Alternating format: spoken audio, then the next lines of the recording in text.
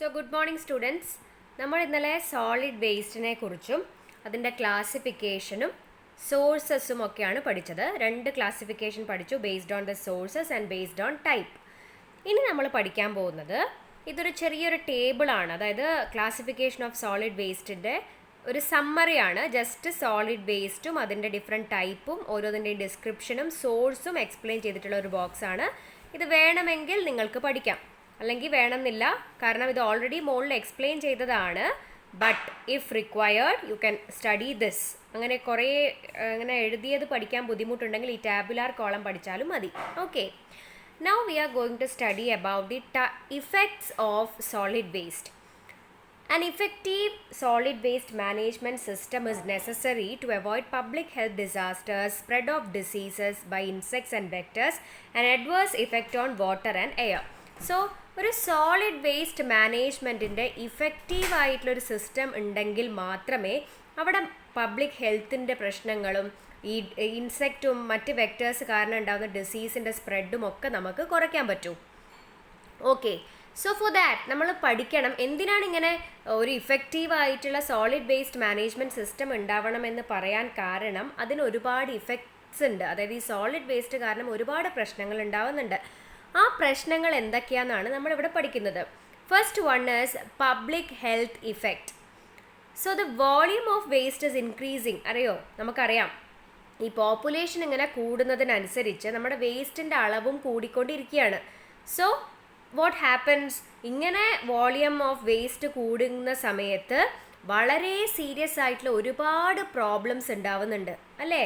കാരണം എന്താണ്, ഈ വേസ്റ്റുകളൊന്നും ഡിസ്പോസ് ചെയ്യാൻ സ്ഥലമില്ല, അങ്ങനെ പല പ്രശ്നങ്ങളുള്ളത് കാരണം ഈ പറയുന്ന volume of waste, increased volume of waste ഒരുപാട് പ്രശ്നങ്ങൾ ഉണ്ടാക്കുന്നുണ്ട്. അതിലൊന്നാമത്തെ പ്രോബ്ലം ഈ പബ്ലിക് ഹെൽത്ത് എഫക്റ്റിലത്തെ തന്നെ ഒന്നാമത്തെ പോയിൻ്റാണ് ഡിസീസ് വെക്ടേഴ്സ് ആൻഡ് പാത്വേസ്. അതായത് വാട്ടർ വേസ്റ്റ്, നമ്മൾ ഈ ഡംപ് ചെയ്യുന്ന വേസ്റ്റുകളൊക്കെ എന്ന് പറയുന്നത് മറ്റുള്ള വേംസിനും അങ്ങനെയുള്ള ഡിസീസ് പരത്തുന്ന ജീവികൾക്കൊക്കെ ഫുഡാണ് നമ്മൾ ഈ കൊടുക്കുന്ന വേസ്റ്റ്. സോ അവരെന്ത് ചെയ്യും, ഈ വേസ്റ്റിലൂടെ അവർ the pathways of pathogen transmission from waste to humans are mostly indirect. അപ്പോൾ ഇൻസെക്ട്സിലൂടെ നമുക്ക് എന്ത് ചെയ്യും, രോഗങ്ങളൊക്കെ വരും. ഓക്കെ, അതാണ് എന്ത് first one. Second one is flies.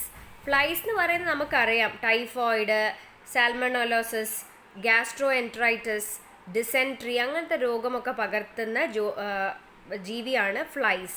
So നമ്മൾ ഈ സോളിഡ് വേസ്റ്റ് ലാൻഡ് ഫില്ലുമായിട്ട് കവർ ചെയ്ത് കഴിഞ്ഞാൽ ഓരോരോ ദിവസത്തിനും ശേഷം എന്താണ്, നമ്മളിത് കവർ ചെയ്ത് കഴിഞ്ഞാൽ at the end of every day arise the problem of, നമുക്ക് ഈ ഫ്ലൈ ബ്രീഡിങ്ങിൻ്റെ പ്രോബ്ലം ഒഴിവാക്കാൻ എന്ത് ചെയ്താൽ മതി, നമ്മൾ ഈ പറയുന്ന സോളിഡ് വേസ്റ്റ് ഇട്ടിട്ട് ലാൻഡ് ഫില്ല് ചെയ്തതിന് ശേഷം സോളിഡ് വേസ്റ്റിൻ്റെ മുകളിൽ മണ്ണിട്ട് നിരത്തിയാൽ ഈ പറയുന്ന ഫ്ലൈ ബ്രീഡിങ് നമുക്കൊരു പരിധി വരെ കുറയ്ക്കാൻ പറ്റും.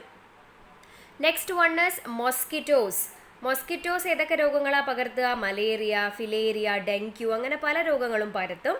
And since they breed in stagnant water, അതായത് കെട്ടിക്കിടക്കുന്ന വെള്ളത്തിലായിരിക്കും ഇവർ ബ്രീഡ് ചെയ്യുക. അപ്പോൾ എപ്പോഴും നമ്മൾ എന്താ ചെയ്യേണ്ടതെന്ന് വെച്ചാൽ ഈ ടിന്ന്, ക്യാന്, ഈ സോളിഡ് വേസ്റ്റിൽ പെടുന്ന ടിന്നും ക്യാനും ടയറും അങ്ങനത്തെ സാധനങ്ങളൊക്കെ നമ്മൾ എന്ത് ചെയ്യണം, അതൊക്കെ കഴിയുന്നതും ഒഴിവാക്കണം. കാരണം എന്താണെന്ന് വെച്ചാൽ അതിനകത്തൊക്കെ വെള്ളം കെട്ടിക്കിടന്നിട്ടാണ് ഈ പറയുന്ന മൊസ്കിറ്റോ ബ്രീഡ് ചെയ്യുക. ഓക്കെ, സാനിറ്ററി പ്രാക്ടീസസ് പ്രോപ്പറായിട്ടുള്ള, അതായത് പുറത്തൊന്നും വെളിയിലൊന്നും പോയിട്ട് സാനിറ്ററി പ്രാക്ടീസസ് ചെയ്യാതിരിക്കുകയും നല്ല വൃത്തിയിൽ കമ്മ്യൂണിറ്റിയും സ്ഥലങ്ങളും ഒക്കെ കൊണ്ട് നടക്കുകയും ചെയ്തു കഴിഞ്ഞാൽ മൊസ്കിറ്റോ പ്രോബ്ലംസ് നമുക്ക് ഒരു പരിധി വരെ കുറയ്ക്കാൻ പറ്റും. Next one is roaches. റോഷസും ഇതുപോലൊരു സാധനം തന്നെയാണ്, ഈ മൊസ്കിറ്റോസ് ഒക്കെ പോലെ തന്നെ. These cause infection by physical contact. Physical കോണ്ടാക്റ്റിലൂടെ മാത്രമേ ഇത് രോഗം പരത്തൂ. And they transmit typhoid, cholera, amoebiasis അങ്ങനത്തെ രോഗങ്ങളൊക്കെയാണ് പകർത്തുക. ഈ സോളിഡ് വേസ്റ്റ് പുവർ സ്റ്റോറേജ് ചെയ്യുമ്പോഴാണ് ഈ പറയുന്ന റോഷസിൻ്റെ പ്രോബ്ലംസ് ഉണ്ടാവുന്നത്. Next one is rodents. Rodents അല്ലെങ്കിൽ rats is proliferate in uncontrolled deposits of solid waste. അതായത് അവർക്കും ഇതേപോലത്തെ ഈ പറയുന്ന സോളിഡ് വേസ്റ്റ് ഒക്കെ അവർക്കൊരു ഫുഡാണ് ഈ റാറ്റ്സിന്. അപ്പം അവരെന്ത് ചെയ്യും, plague, murine typhus, leptospirosis, histoplasmosis, rat bite fever, salmonellosis, trichinosis, ഇങ്ങനത്തെ പല രോഗങ്ങളും പകർത്തും. ഓക്കെ, അതേപോലെ the fleas which rats carry, അത് റാറ്റ്സിൻ്റെ ഉള്ളിലുള്ള ഫ്ലീസ് എന്ന് പറയുന്ന സാധനം രോഗം പകർത്തും. ഇതിപ്പോൾ ജസ്റ്റ് എന്താണെന്ന് വെച്ചാൽ ഓരോരോ ജീവികളും ഈ പറയുന്ന പബ്ലിക് ഹെൽത്ത് ഇഫക്റ്റിൽ ഓരോരോ ജീവികളും എങ്ങനെയൊക്കെ രോഗങ്ങൾ പകർത്തുന്നു, ഏതൊക്കെ രോഗങ്ങൾ പകർത്തുന്നു പഠിക്കുകയാണ് ചെയ്യുന്നത്. അതിൻ്റെ കൂടെ വേറൊരെണ്ണം എക്സ്ട്രാ 2 വരുന്നത്, ഒന്ന് ഓക്യുപ്പേഷണൽ ഹസാർഡ്സ്. അതായത് ഈ വേസ്റ്റ് ഹാൻഡിൽ ചെയ്യുന്ന വർക്കേഴ്സ് എന്ന് പറയുന്നത് വളരെ ഹൈ റിസ്കിലാണ് അവർ നിൽക്കുന്നത്. ഓക്കെ, കാരണം അവർക്ക് സേഫ്റ്റി പ്രിക്കോഷൻസ് കുറവാണ്, അങ്ങനത്തെ എല്ലാ കാര്യങ്ങളും കുറവാണ്. ഇപ്പം the infections associated with waste handling includes ഏതൊക്കെയാണ്? നമുക്ക് സ്കിൻ ബ്ലഡ് ഇൻഫെക്ഷൻസ് വരും. എങ്ങനെയാണെന്ന് വെച്ചാൽ ഈ വൂണ്ട് ഉണ്ടാവുമല്ലോ, നമ്മൾ ഈ വൂണ്ടിനകത്ത് കൂടെ എന്തെങ്കിലും തരത്തിലുള്ള വേസ്റ്റുകൾ എത്തിക്കഴിഞ്ഞാൽ, എന്തെങ്കിലും രോഗാണുക്കൾ എത്തിക്കഴിഞ്ഞാൽ, നമുക്കിപ്പോൾ ഒരു മുറിവൊക്കെ ഉള്ള ഒരാളാണ് പോയി കളക്ട് ചെയ്യുന്നതെങ്കിൽ അയാൾക്ക് ഈ മുറിവിലൂടെ എത്രയും പെട്ടെന്ന് തന്നെ ഈ പറയുന്ന രോഗാണുക്കൾ കടക്കാൻ ചാൻസ് ഉണ്ട്, അങ്ങനെ രോഗം വരും. പിന്നെയോ ചിലവർക്ക് കണ്ണിന് ഇൻഫെക്ഷൻ വരും, റെസ്പിറേറ്ററി ഇൻഫെക്ഷൻസ് വരും, അങ്ങനെ പലതരത്തിലുള്ള ഇൻഫെക്ഷൻസ് വരും. എപ്പോഴാണ്? അത് ഡസ്റ്റുമായിട്ട് കോണ്ടാക്റ്റിലാവുമ്പോൾ. പിന്നെ ഇതൊക്കെ ഉണ്ടാവുന്ന എപ്പോഴും മിക്കവാറും ലാൻഡ് ഫിൽ, അതായത് മണ്ണിട്ട് നിറയ്ക്കുന്നതിന് പകരം നമ്മൾ ഈ സോളിഡ് വേസ്റ്റ് നിറയ്ക്കുന്ന സമയത്താണ് ഇത് സംഭവിക്കുക. പിന്നെ ആനിമൽസ് ചിലപ്പോൾ ഈ വേസ്റ്റിനകത്ത് ഈ വേസ്റ്റിനെ ഭക്ഷിച്ച് ജീവിക്കുന്ന ഒരുപാട്, ഇപ്പോൾ മുകളിൽ പറഞ്ഞ കുറേ ജീവികളുണ്ടല്ലോ, ആ ജീവികളുടെ കടി ഏറ്റിട്ട് പലതരത്തിലുള്ള ഇൻഫെക്ഷൻസ് വരാൻ സാധ്യതയുണ്ട്, ക്രോണിക് റെസ്പിറേറ്ററി ഡിസീസസ് വരാൻ സാധ്യതയുണ്ട്, ഈവൻ ക്യാൻസർ പോലത്തുള്ള രോഗങ്ങൾ വരാൻ സാധ്യതയുണ്ട്. കാരണം നമ്മൾ ഓൾറെഡി പഠിച്ചതാണ്, സോളിഡ് വേസ്റ്റിൽ ഒരു കാറ്റഗറിയാണ് ഹസാർഡസ് വേസ്റ്റ് അല്ലേ. സോ ഹസാർഡസ് വേസ്റ്റിനകത്തുനിന്ന് ക്യാൻസർ വരെ വരാൻ സാധ്യതയുണ്ട്. And the last type under public health is animals. ഈ റാറ്റ് അല്ലാതെ തന്നെ ഈ ഡോഗ്, കാറ്റ്, പിഗ് ഇവരൊക്കെ ഈ പറയുന്ന സോളിഡ് വേസ്റ്റ് ഭക്ഷിക്കുകയും അതുവഴി പല തരത്തിലുള്ള രോഗങ്ങൾ കൈമാറുകയും ചെയ്യും. സോ ഇതാണ് ഇഫക്റ്റ് ഓഫ് സോളിഡ് വേസ്റ്റിലെ ഫസ്റ്റ് ടോപ്പിക്, പബ്ലിക് ഹെൽത്ത് ഇഫക്റ്റിനകത്ത് വരുന്ന പോയിന്റ്സ്. ഓക്കെ, ഇനി നമ്മൾ പഠിക്കാൻ പോകുന്നത് എൻവയോൺമെൻറ്റൽ ഇഫക്റ്റ്. എന്തൊക്കെ രീതിയിലാണ് ഇത് എൻവയോൺമെൻറ്റലിനെ എഫക്റ്റ് ചെയ്യുന്നതാണ്. നല്ല രീതിയിൽ മാനേജ് ചെയ്തിട്ടില്ലെങ്കിൽ ഈ സോളിഡ് വേസ്റ്റ് നമുക്ക് എന്തൊക്കെ പ്രശ്നങ്ങളുണ്ടാവും? എൻവയോൺമെൻറ്റൽ ഇഫക്ട്സും ഉണ്ടാവും. അതിലൊന്നാമത്തതാണ് എയർ പൊല്യൂഷൻ. ഈ സോളിഡ് വേസ്റ്റ് നമ്മൾ ഈ ഓപ്പൺ ഡംസ് ആയിട്ട് ഇങ്ങനെ കൂന കൂട്ടി വെച്ചതിന് ശേഷം കത്തിക്കുകയോ അല്ലെങ്കിൽ ഇംപ്രോപ്പറായിട്ട് ഡിസൈൻ ചെയ്ത് ഇൻസിനറേറ്ററിൽ ഇട്ടിട്ട് കത്തിക്കുകയോ ചെയ്താൽ പലതരത്തിലുള്ള പൊല്യൂട്ടൻസ്, ഗേഷ്യസ് ആയാലും പാർട്ടിക്കുലേറ്റ് ആയിട്ടുമുള്ള പൊല്യൂട്ടൻസ് പുറത്തേക്ക് തള്ളും. സോ ഈ ഒരുപാട് സ്റ്റഡീസൊക്കെ നടത്തിയവർ പറയുന്നത് ഇതാണ്, studies show that the environmental consequences of open burning, ഇൻസിനറേറ്റേഴ്സിൽ വെച്ച് കത്തിക്കുന്നതിനേക്കാൾ ഇഫക്റ്റാണ് environmental consequences of open burning. തുറന്നിട്ട് ബേൺ ചെയ്താൽ ഇൻസിനറേറ്റേഴ്സിൽ വെച്ച് കത്തിക്കുന്നതിനേക്കാൾ കൂടുതൽ ഇഫക്റ്റാണ് ഉണ്ടാവുക എന്നാണ് പറയുന്നത്. പ്രത്യേകിച്ച് ഈ ആൽഡിഹൈഡ്സും പാർട്ടിക്കുലേറ്റ്സ് ഒക്കെ കത്തിച്ചു കഴിഞ്ഞാൽ. പിന്നെ ഈ പറയുന്ന അൺകൺട്രോൾഡ് ആയിട്ടുള്ള ഇൻസിനറേറ്റർ സിസ്റ്റത്തിൽ വെച്ച് നമ്മൾ കത്തിച്ചു കഴിഞ്ഞാൽ പല തരത്തിലുള്ള സൾഫർ ഓക്സൈഡ്സും നൈട്രജൻ ഓക്സൈഡ്സും ഹൈഡ്രജൻ ക്ലോറൈഡ്, കാർബൺ മോണോക്സൈഡ് ഇങ്ങനത്തെ സാധനങ്ങളൊക്കെ പുറന്തള്ളപ്പെടും. And discharge of arsenic, cadmium and selenium is to be controlled since they are toxic at relatively low exposure levels.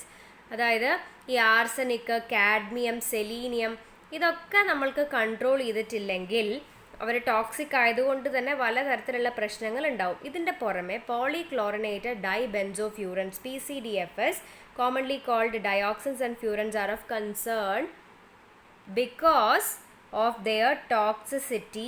അതായത് അവർക്ക് ഭയങ്കര ടോക്സിക്കാണ്, അവർ പിന്നെ ക്യാൻസർ പോലെയുള്ള രോഗങ്ങളൊക്കെ പടർത്തും. ഓക്കെ, സോ ഇത്രയാണ് എയർ പൊല്യൂഷൻ. നിങ്ങൾ ചിന്തിച്ചാൽ തന്നെ എഴുതാൻ പറ്റുന്നതാണ് എയർ പൊല്യൂഷൻ.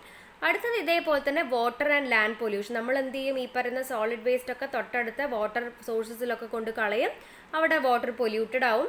അതേപോലെ തന്നെ എങ്ങനെയാണ് ലാൻഡ് പൊല്യൂഷൻ ഉണ്ടാവുക? പിന്നെന്താ ലാൻഡ് പൊല്യൂഷൻ എന്ന് വെച്ച് കഴിഞ്ഞാൽ water pollution results from dumping in open areas and Storm water drains and water pollution നേരിട്ട് ഇങ്ങനെ വെള്ളത്തിലേക്ക് കൊണ്ടുപോകുന്നു നമുക്ക് എഴുതാം. അത് കൂടാതെ ഈ വാട്ടർ പൊല്യൂഷൻ എന്ന് പറയുമ്പം ഈ ഓപ്പൺ ഏരിയാസിലൊക്കെ നമ്മൾ ഈ ഡംപ് ചെയ്യുമ്പം, ഈ പറയുന്ന വേസ്റ്റ് ഡംപ് ചെയ്യുമ്പോൾ നമ്മൾ ഈ മഴയൊക്കെ പെയ്ത് കഴിഞ്ഞിട്ട് ഇതുമായിട്ട് മിക്സ് ചെയ്തിട്ടാണ് ഈ വാട്ടർ പൊല്യൂഷൻ ഉണ്ടാവുന്നത്. പിന്നെ റെയിൻഫോളിൻ്റെ ഇൻഫിൽട്രേഷൻ കൺട്രോൾ ചെയ്യുകയും സർഫസ് റൺ ഓഫും കൺട്രോൾ ചെയ്യുന്നതും ഈ പ്രൊഡക്ഷൻ ഓഫ് ലീക്കേജ്, അതായത് ഊർന്ന് വരിക, ഈ വേസ്റ്റിൽ നിന്നൊക്കെയുള്ള വെള്ളം ഊർന്ന് വരുന്നത് നമുക്ക് കൺട്രോൾ ചെയ്യാൻ പറ്റും. Next one is visual pollution. Visual pollution എന്ന് വെച്ച് കഴിഞ്ഞാൽ the aesthetic sensibility is offended by the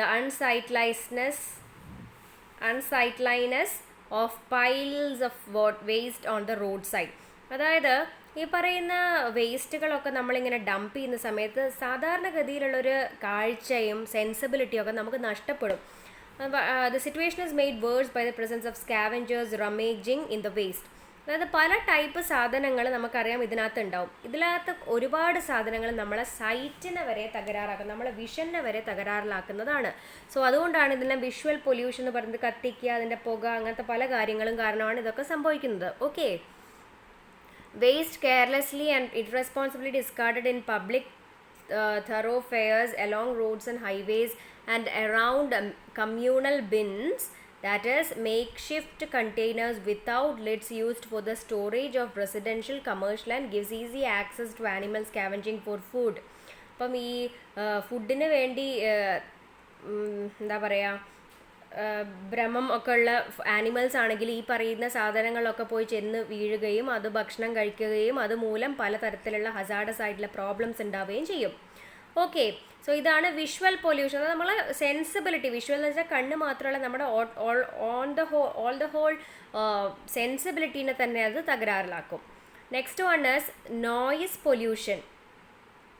noise pollution എന്തായിരിക്കും? അതെങ്ങനെ നോയ്സ് പൊല്യൂഷൻ വരിക? നമ്മൾ ഈ ഇൻസിനറേറ്റേഴ്സിൽ വെച്ച് കത്തിക്കുമ്പോഴും അല്ലെങ്കിൽ ലാൻഡ് ഫില്ലിൻ്റെ ഓപ്പറേഷൻ നടക്കുമ്പോഴും ഇത് ട്രാൻസ്ഫർ സ്റ്റേഷനിലേക്ക് കൊടുക്കുമ്പോഴും അല്ലെങ്കിൽ ഇത് റീസൈക്ലിംഗ് ചെയ്യുമ്പോഴും ഒക്കെ തന്നെ വലിയ വലിയ ശബ്ദങ്ങളാണ് ഉണ്ടാവുക. സോ അതുവഴി നോയ്സ് പൊല്യൂഷനും ഈ പറയുന്ന സോളിഡ് വേസ്റ്റ് കാരണം ഉണ്ടാവും.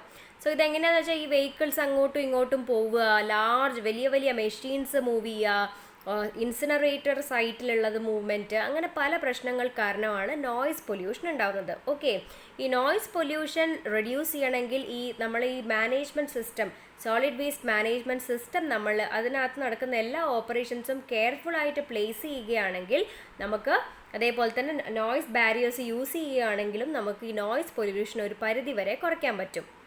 Next one is order pollution. Order pollution എന്തായിരിക്കും? ഈ പറയുന്ന ഓർഗാനിക് മെറ്റീരിയലൊക്കെ ഡീക്കേ ചെയ്ത് പഞ്ചൻ്റ് ആയിട്ടുള്ളൊരു വൃത്തികെട്ട സ്മെല്ല് പുറത്തേക്ക് വരാൻ സാധ്യതയുണ്ട്. അതെങ്ങനെയാണ്? ഡീകമ്പോസിഷൻ വഴിയാണ് ഉണ്ടാവുന്നത്. അങ്ങനെ ഡീകമ്പോസിഷൻ വഴി, എനൈറോബിക് ഡീകമ്പോസിഷൻ വഴി ഉണ്ടാവുമ്പോഴാണ് ഈ പറയുന്ന ബാഡ് പഞ്ചൻ്റ് സ്മെല്ല് ഉണ്ടാവുന്നത്. അപ്പോൾ നല്ല രീതിയിൽ ഈ പറയുന്ന സാധനങ്ങൾ കുഴിച്ചിട്ടതിന് ശേഷം അതിന് മുകളിൽ നല്ല രീതിയിൽ ലാൻഡ് ഫില്ല് ചെയ്യുകയാണെങ്കിൽ ഈ പ്രശ്നം നമുക്കൊരു പരിധി വരെ കുറയ്ക്കാൻ പറ്റും. Next one is explosion hazards. Explosion hazards എന്ന് വെച്ചാൽ landfill gas which is released during anaerobic decomposition process. ഇതിനകത്ത് ഒരു മീത്തേനിൻ്റെ ഒരു ഹയർ പോർഷൻ, ഒരു 35 to 73% മീത്തേൻ ഉണ്ടാവും. അപ്പോൾ ലാൻഡ് ഫിൽ ഗ്യാസ് റിലീസ് ആവുന്നത് ഈ എനൈറോബിക് ഡീകമ്പോസിഷൻ്റെ സമയത്താണ്. It can migrate through the soil over A considerable distance. ഒരു പരിധി വരെ ഒരു കൺസിഡറബിൾ ഡിസ്റ്റൻസിലൂടെ ഈ പറയുന്ന ലാൻഡ് ഫിൽ ഗ്യാസ് സോയിലിലൂടെ മൈഗ്രേറ്റ് ചെയ്യുകയും അതെന്ത് ചെയ്യുന്നു വെച്ച് കഴിഞ്ഞാൽ ഈ പറയുന്ന സാനിറ്ററി ലാൻഡ് ഫിൽ സൈറ്റ്സിനൊക്കെ ഹൈ റിസ്കിൽ എത്തിക്കുകയും ചെയ്യും ഈ ലാൻഡ് ഫില്ല് ക്ലോസ് ചെയ്ത് കഴിഞ്ഞാലും.